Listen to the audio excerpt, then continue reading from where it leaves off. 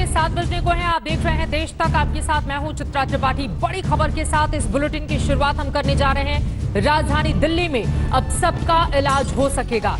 दिल्ली के उपराज्यपाल अनिल बैजल ने केजरीवाल सरकार के उस फैसले को पलट दिया है जिसमें कहा गया था कि दिल्ली के सरकारी और प्राइवेट अस्पतालों में सिर्फ दिल्ली वालों का ही इलाज होगा। ये बड़ी जानकारी निकलकर सामने आई है। सूत्रों ने बताया है कि उपराज्यपाल ने डीडीएमए चेयरपर्सन होने की हैसियत से संबंधित विभागों और प्रशासन को निर्देश दिया है कि बाहरी राज्य के किसी भी व्यक्ति को इलाज से मना ना किया जाए। उपराज्यपाल के इस फैसले से दिल्ली के बाहर के कोरोना मरीजों और उनके परिवारों को बड़ी राहत मिलेगी जो महामारी के दौरान इलाज की मांग राजधानी दिल्ली में कर रहे थे। फिलहाल कुल मिलाकर इस पर एक तरफ बीजेपी की जो प्रतिक्रिया सामने आई है सभी ने स्वागत किया है, वहीं दूसरी तरफ इसको लेकर अब अलग तरह की राजनीति भी राजधानी दिल्ली में शुरू हो चुकी है। संजय सिंह राज्यसभा सांसद आम आदमी पार्टी, उनकी ओर से क्या कुछ कहा गया है, किस तरह की प्रतिक्रिया उन्होंने दी है, इस फैसले की बात सुनिए। देखिए, लेफ्टिनेंट गवर्नर के बारे में भारतीय जनता पार्टी के प्रवक्ता ने एक चैनल में कहा कि वो एक नेता हैं, साफ तौर पे कहा। तो लेफ्टिनेंट गवर्नर क्या फैसला ले रहे हैं, क्या कर रहे हैं, उसको देखने समझने के बाद बात करेंगे। जहां तक ये लिया गया फैसला है, ये डॉक्टर्स की कमेटी जो हेड कर रहे थे डॉक्टर महेश वर्मा, जो एक यूनिवर्सिटी के वाइस चांसलर भी हैं, और 5 उनके साथ डॉक्टर्स थे, उनकी रिपोर्ट के आधार पर 90% जनता की राय के आधार पर 7.5 लाख लोगों की दी गई राय के आधार पर उनके ईमेल एसएमएस डॉक्टर्स की रिपोर्ट के आधार पर लिया गया फैसला है। अब अगर आप कह रहे हैं कि एलजी साहब ने कोई ऑर्डर किया है तो सरकार इस पर उनसे बातचीत करेगी। तो अब सरकार बातचीत करेगी। एलजी साहब ने जो फैसला दिल्ली सरकार का पलटा है। जितेंद्र बहादुर सिंह इस वक्त हमारे संवाददाता ज्यादा जानकारी के साथ जुड़ चुके हैं। जितेंद्र, अब एक तरफ राजनीति इस पूरे मामले पर गर्मा जाएगी, वहीं दूसरी ओर ये बताइए, जो लोग इंतजार कर रहे थे बेसब्री का, क्या अभी से एलजी बैजल के इस फैसले को पलटने के बाद लोग कोरोना का इलाज करा सकेंगे दिल्ली के किसी भी अस्पताल में जाकर?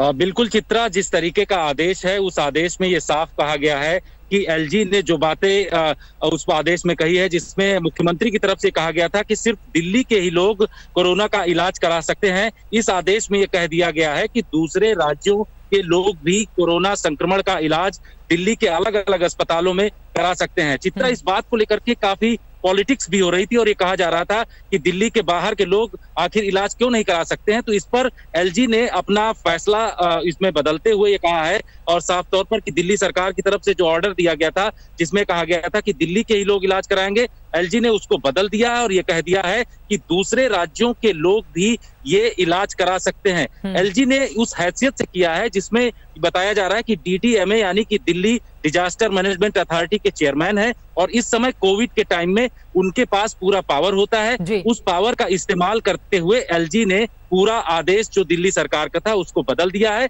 और बदलते ही अलग अलग राज्यों के जो दूसरे मरीज होंगे उनका इलाज हो सकता है दिल्ली सरकार की ओर से कहा गया है कि एलजी बैजल से इस पूरे मामले पर वो बातचीत करने वाली है। क्या इस बारे में कोई खबर मिली है आपको? देखिए चित्रा, दिल्ली सरकार की तरफ से ये कहा जा रहा है कि वो बात करेंगे एलजी से, लेकिन एलजी ने जो आदेश दिया है उसमें बहुत सारे लोगों का हित छिपा हुआ है और इसका सीधे और साफ तौर पर यह मकसद है कि बहुत सारे लोग जो अलग अलग राज्यों से दिल्ली एनसीआर के दिल्ली में अस्पतालों में इलाज कराने के लिए आते हैं उनका भी इलाज इसमें हो जाएगा। हालांकि दिल्ली सरकार की तरफ से ये कहा गया था कि उनके पास बेड की संख्या न होने की वजह से इस तरीके का वो लोग आदेश दे रहे हैं और जब ये सारी बातें सुधर जाएंगी, कोविड एक बार चला जाएगा तो उसके बाद वो लोग इस आदेश को अपनी जगह रहे हों, लेकिन कुल मिलाकर अब एलजी ने फैसला बदल दिया है। इस पूरे मामले पर अब राजनीति कैसे आगे बढ़ेगी ये देखना काफी ज्यादा महत्वपूर्ण रहेगा। लेकिन सबसे ज्यादा जरूरी हो जाता है दिल्ली में कोरोना की रफ्तार जिस तरह से देखी जा रही है उसके मद्देनजर सभी का इलाज मुमकिन हो पाए, कम से कम इस तरह की व्यवस्था सरकारों को मिलकर करनी चाहिए। दिल्ली में कोरोना से हालात लगातार बिगड़ते जा रहे हैं जिसकी आंच अब दिल्ली के सीएम तक पहुंचती नजर आ रही है। अरविंद केजरीवाल के अंदर कोरोना जैसे लक्षण पाए गए हैं जिसके बाद सीएम ने खुद को आइसोलेट कर लिया है।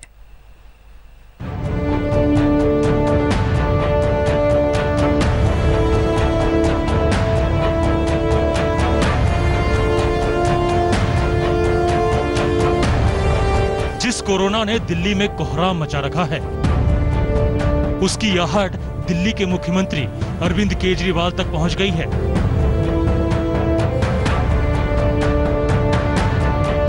अरविंद केजरीवाल की तबीयत कल शाम से गड़बड़ है।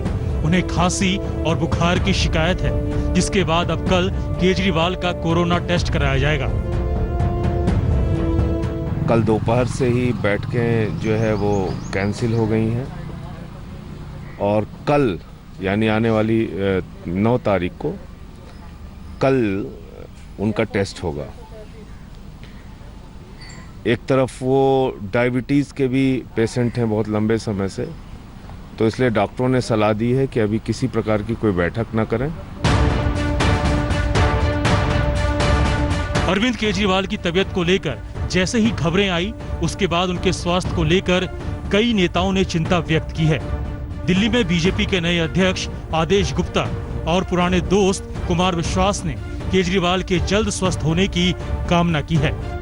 वहीं केजरीवाल ने अपनी सारी मीटिंग कैंसिल कर दी है और खुद को आइसोलेट कर दिया है। हमारे पास अभी तक तो एनफ बेड है कि जो लोगों को दे सकते हैं, परंतु हमें आगे के लिए भी इसकी कैपेसिटी और बढ़ानी है। जिस तरह से केस आ रहे हैं, केस रोजाना जितने केस आ रहे हैं उस हिसाब से हमें जितनी कैपेसिटी है, अभी हमारे पास 8,500-9 हज़ार हो चुके हैं, तो अगले 15 दिन में हमारा टारगेट है कि कम से कम 15-17 हज़ार बेड जरूर किया, इसको दोगुना किया जाए। उधर दिल्ली में कोरोना ने रफ्तार तेज कर दी है। करीब 29,000 मरीज अब तक राजधानी में संक्रमित हो चुके हैं, जबकि मौत का आंकड़ा 800 के पार जा पहुंचा है। ऐसे में दिल्ली सरकार ने दावा किया है कि अगले 15 दिनों में बेड की संख्या डबल कर दी जाएगी। मुख्यमंत्री जी ने अपने आप को आइसोलेट किया है। अभी वो कल से कोई मीटिंग भी नहीं कर रहे हैं इस मीटिंग के लिए, लेकिन क्योंकि कोरोना का स्प्रेड बढ़ रहा है और अगर कल एसडीएमए में ये तय होता है कि ये कम्युनिटी स्प्रेड है तो पूरी की पूरी स्ट्रेटेजी बदलेगी दिल्ली सरकार की। इसलिए मुख्यमंत्री जी ने कहा है कि ये मीटिंग कल की जानी चाहिए और उन्होंने दिल्ली सरकार की ओर से मुझे ऑथराइज किया है उस मीटिंग में शामिल होने के लिए। बहरहाल दिल्ली में हालात लगातार बिगड़ते जा रहे हैं। वहीं अब इंतजार केजरीवाल की रिपोर्ट का भी है। दिल्ली से पंकज जैन के साथ आज तक ब्यूरो। और कोरोना संक्रमण के बीच आज से रियायतों की नई किश्त भी लागू हो गई है। आज से नियमों के साथ धर्मस्थल, मॉल्स, रेस्टोरेंट और बाजार खोल दिए गए हैं। 2 महीने के बाद जब बाजार में रौनक लौटी तो लोग भी पुराने दिनों की तरह ही बाजार में घूमते हुए नजर आए।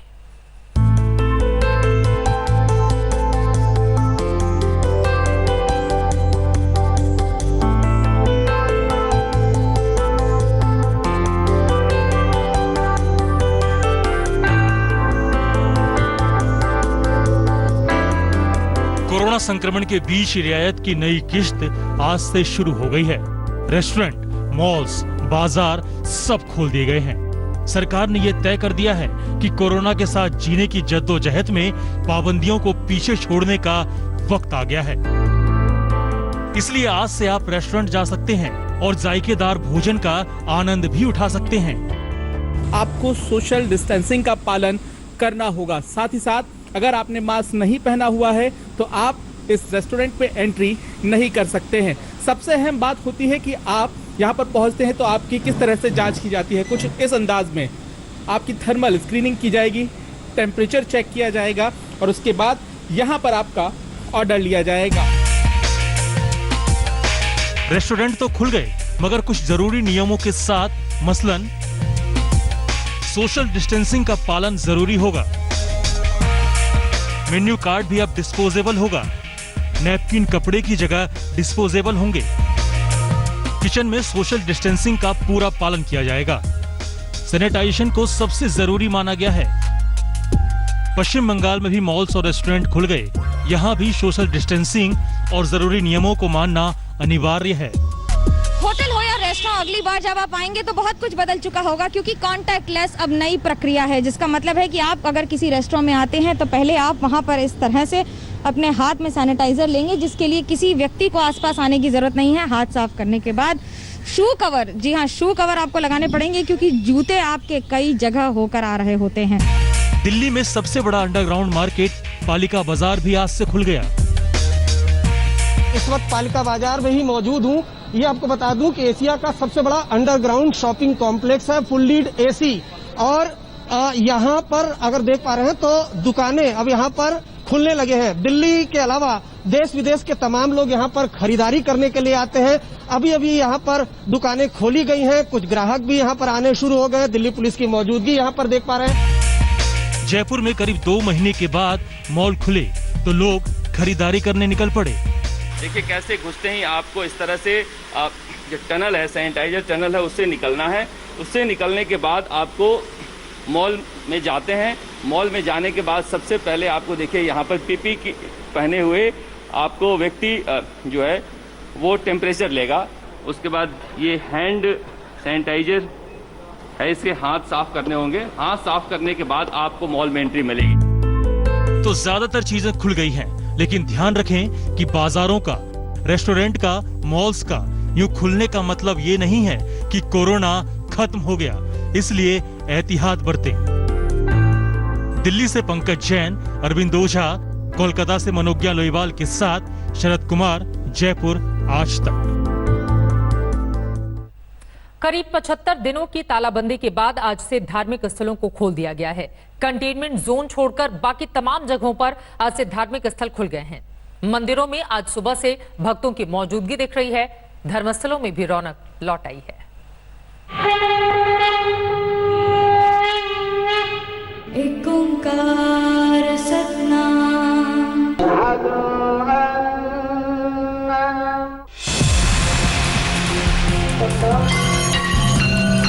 शुरू हो गए मंत्रोच्चारण, प्रारंभ हो गई पूजा पाठ। मंदिरों में दर्शन के लिए उमड़ने लगे श्रद्धालु। ईश्वर का दरबार खुला है, पहुंचे हैं दर्शन के अभिलाषी। कोरोना काल में 2 गज की दूरी का नियम और कोरोना से बचने के इंतजाम के साथ साथ दर खुले, दरबार खुले और साथ ही खुले दर्शन।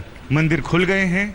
सेवा पूजा जो पहले तालों के अंदर होती थी, बंद दरवाजों में, अब वो भक्तों के सामने होती है। कि मंदिर की तरफ से और सुरक्षा को देखते हुए ये जरूरी है कि आप अगर कई चीजों को एक आदमी अलग अलग छुएंगे तो उससे संक्रमण बढ़ने का खतरा है। देश के अलग अलग हिस्सों में मंदिरों के प्रांगणों में सन्नाटा समाप्त हो गया। करीब 75 दिन बाद आस्था का आलोक प्रकाशित है। पटना के महावीर मंदिर में भी रौनक लौटी है। हम मौजूद हैं पटना के महावीर मंदिर में, प्रसिद्ध महावीर मंदिर, जहां भक्तों का एक जबरदस्त आस्था हुआ करता है और हजारों लोग प्रतिदिन दर्शन करने के लिए आते हैं। आज भी काफी संख्या में लोग पहले दिन की अपेक्षा में आए हैं। कोरोना काल में फिर से भक्ति की धारा फूटी है। यूपी के सीएम योगी आदित्यनाथ ने गोरखधाम मंदिर में पूजा अर्चना की, तो उधर लखनऊ के मनकामेश्वर मंदिर में भी पूजा पाठ शुरू हो गया। इस वक्त लखनऊ के मशहूर मनकामेश्वर मंदिर में है और मनकामेश्वर मंदिर शिव का मंदिर है और यहाँ पर आप वही तमाम नियम और जो कह सकते हैं गाइडलाइन देख सकते हैं। यहाँ पर जो भी भक्त आते हैं पहले उन्हें उनका टेम्परेचर लिया जा रहा है, उसके बाद जो सैनिटाइजर है उससे उनके हाथ पोंछे जाते हैं। बंगाल में तो कुछ धर्मस्थल 1 जून से ही खुल गए थे। आज से रौनकें थोड़ी और बढ़ गई।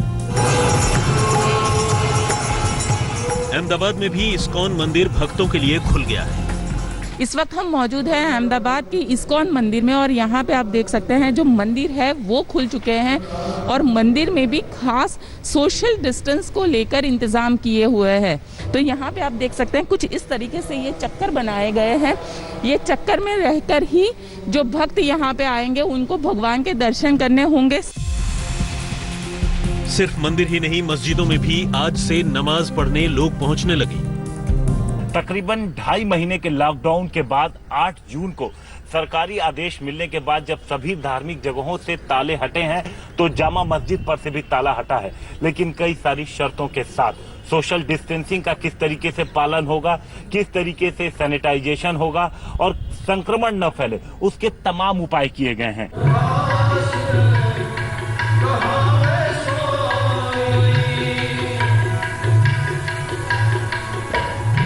गुरुद्वारों में भी एहतियात के साथ लोग पहुंचने लगे हैं। बाबा के दरबार में मत्था टेकने लगे हैं। धार्मिक स्थल तो खुल गए हैं, मगर कोरोना का संक्रमण बेहिसाब फैल रहा है। तो कोशिश कीजिए कि धर्मस्थलों पर भी जाएं तो एहतियात जरूर बरतें। दिल्ली में ऐश्वर्या पालीवाल, लखनऊ में कुमार अभिषेक के साथ सुजीत झा, पटना, आज तक। तो देखा आपने, कई शहरों में धर्मस्थल खुल गए हैं, मगर अभी भी कई प्रसिद्ध धर्मस्थल नहीं खोले गए हैं। ऐसा एहतियातन किया गया है। आपको बताते चलते हैं कि आखिर वो कौन कौन से मंदिर हैं जिनको अभी नहीं खोला गया है। माता वैष्णो देवी का मंदिर अभी नहीं खोला गया है। देखिए ये कब से खुलेगा, इसकी तारीख भी अभी तक तय नहीं हुई है। इसके अलावा मथुरा में बांके बिहारी का मंदिर 30 जून को खोला जाएगा। 30 जून तक बांके बिहारी मंदिर बंद है। पुरी का जगन्नाथ मंदिर खुलने की तारीख अभी तय नहीं है, यहां पर भी आगे फैसला लिया जाएगा। वाराणसी में काशी विश्वनाथ मंदिर खोलने की तारीख तय नहीं है, वहां पर भी एहतियातन अभी बंद रखने का ही फैसला लिया गया है। पंचकुला का मनसा देवी मंदिर खोलने की तारीख इसकी भी तय नहीं है, ये कब खोले जाएंगे इसको लेकर भी बैठक जारी रहेगी। दिल्ली का अक्षरधाम मंदिर 15 जून तक बंद रखा गया है। बनासकांठा का अंबाजी मंदिर 12 जून से खुलेगा।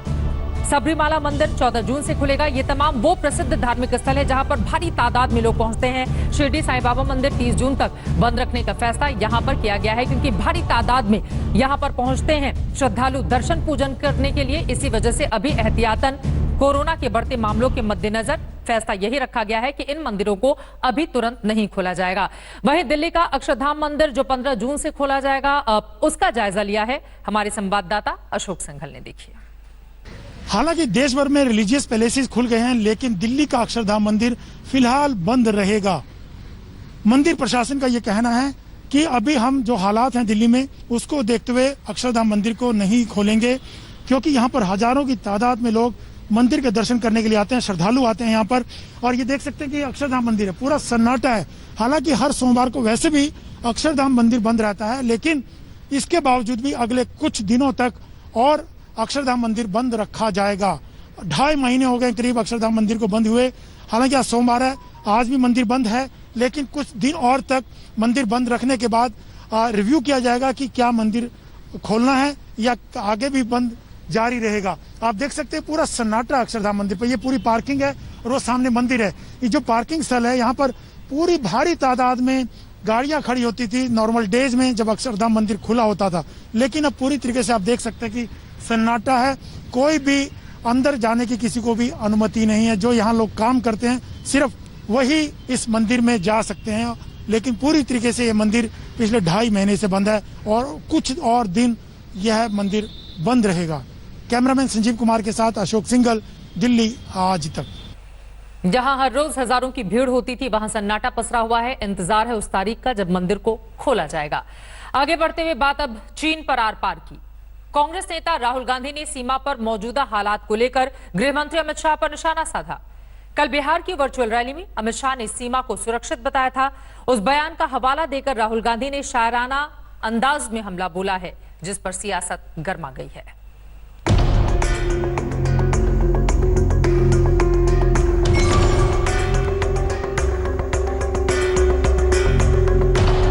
सरहद पर चीन और भारत की सेना आमने सामने है और इधर दिल्ली में सत्ता पक्ष और विपक्ष के बीच भी तलवारें खिंच गईं। राहुल गांधी ने अमित शाह के अमेरिका और इजरायल के बाद भारत की सबसे सुरक्षित सीमा होने का दम भरने पर शायराना अंदाज में हमला किया। राहुल ने अपने ट्विटर हैंडल पर लिखा, सबको मालूम है सीमा की हकीकत, लेकिन दिल को खुश रखने को शायद ये ख्याल अच्छा है। लेकिन शाह अमेरिका और इजरायल के बाद भारत की सीमा को सबसे सुरक्षित बता रहे हैं। राहुल गांधी ने इसी पर तंज किया था। राहुल के हमले के बीच एआईएमआईएम के नेता असदुद्दीन ओवैसी ने केंद्र पर निशाना साधा। पूछा, एलएसी पर चीन की स्थिति को सरकार स्पष्ट क्यों नहीं करती? Psychological warfare, you know, if the Chinese will do it, we know that. But the government of India should also tell the country. I am not concerned about what the Chinese media is releasing, the Global Times releasing all those videos. I am more concerned about what my government is doing, what my Prime Minister has to tell the country. चीन सीमा पर भड़के विवाद पर सवाल हुआ तो BJP जवाब देने आई। राहुल गांधी पर पलटवार किया। इस पर हमारे जो दुश्मन देश हैं वो कटाक्ष करे तो समझ में आता है। अपने ही देश के विपक्ष के नेता अगर अपने ही देश के बयान पर और अपने देश की सीमा सुरक्षित कहने पर कटाक्ष करते हैं तो इससे बढ़कर दुर्भाग्यपूर्ण बात क्या हो सकती है? राहुल गांधी ने सरकार से जानना चाहा कि सीमा पर क्या चल रहा है। सरकार विपक्ष को भरोसे में क्यों नहीं लेती? बहरहाल सीमा पर दोनों सेनाएं आमने सामने हैं। विवाद को बातचीत से सुलझाने पर जोर है, पर विपक्ष सीमा के हालात पर देश के अंदर विपक्षी दलों से ठोस संवाद की मांग कर रहा है। दिल्ली से हिमांशु मिश्रा के साथ आज तक ब्यूरो। नमस्कार, मैं हूं अंजना ओम कश्यप। हमें उम्मीद है ये वीडियो आपको पसंद आया होगा। लेटेस्ट खबरों के लिए यूं ही देखते रहिए आज तक, और इस वीडियो के पसंद आने पर लाइक, शेयर एंड सब्सक्राइब करना ना भूलें।